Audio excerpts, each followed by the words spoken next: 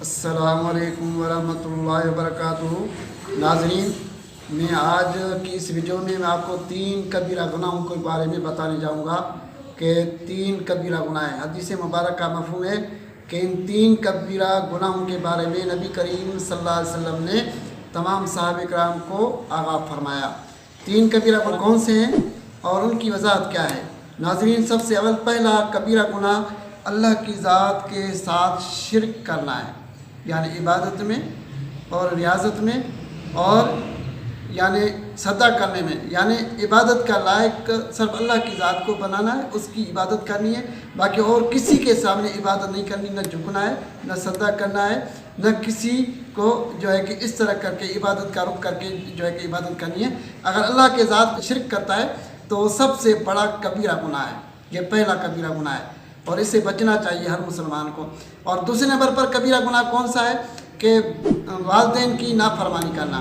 کافی بچے اپنے گھروں کے اندر اپنے والدین کے سامنے اونچا اونچا بولتے ہیں اور اپنے والدین کی عزت نہیں کرتے اور ان کا کہنا نہیں مانتے۔ ناظرین، قرآن کریم کے اندر اللہ تعالیٰ نے ہمیں جس آیت کا مفہوم ہے میں آپ کو بتانے جا رہا ہوں کہ اللہ تعالیٰ نے ہمیں تربیت دی ہے اور ادب سکھایا ہے کہ اپنے والدین کے سامنے تم اف بھی نہیں کرو، یعنی اف بھی نہیں کہنا ہے، یعنی آرام سے عزت سے ان کی بات سننی ہے اور ان کو جواب دینا ہے اور ان کی پیروی کرنی ہے، یعنی ان کی عزت کر کے ان کا کہنا ماننا ہے۔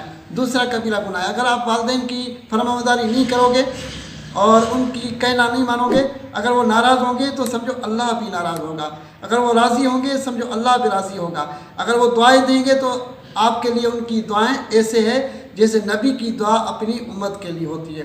ناظرین، آپ اپنی والدین کو جو ہے کہ راضی رکھا کریں۔ دوسرا کبیرہ گناہ ہے ان کی نافرمانی کرنا اور ان کے سامنے تیز تیز اونچا اونچا بولنا اور ان کی عزت نہ کرنا، ان کا کہنا نہیں ماننا، یہ دوسرا کبیرہ گناہ ہے۔ اور تیسرا کبیرہ گناہ کون سا ہے؟ حق کی گواہی کو چھپانا اور جھوٹی گواہی دینا۔ اللہ تعالیٰ جل شانہ ارشاد فرماتے ہیں کہ وَمَن یکتمھا فَإِنَّهُ آثِمٌ قَلْبُهُ۔ اللہ تعالیٰ فرماتا ہے کہ جو حق کی گواہی کو چھپاتا ہے، یعنی قرآن کریم کے تیسرے پارے کے اندر ہے کہ جو حق کی گواہی چھپاتا ہے کہ اس کا قلب گناہ گار ہے، یعنی اس کا قلب گناہ والا ہے۔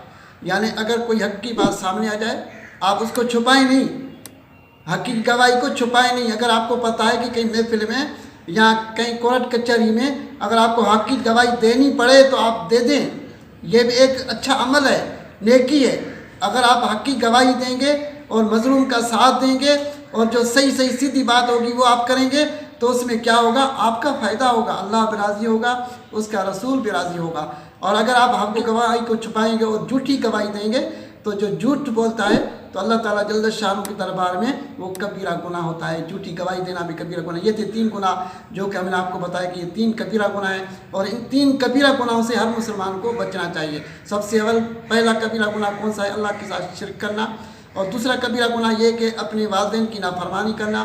اور تیسرا کبیرہ گناہ یہ ہے کہ جھوٹی گواہی دینا۔ یہ 3 گناہ ہیں جس کو اللہ جل شانہ کے دربار میں نافرمانی کا باعث بن سکتے ہیں اور اللہ تعالیٰ کی ناراضگی کا باعث بن سکتے ہیں۔ ہر مسلمان کو ان 3 کبیرہ گناہوں سے بچنا چاہیے۔ السلام علیکم ورحمۃ اللہ وبرکاتہ۔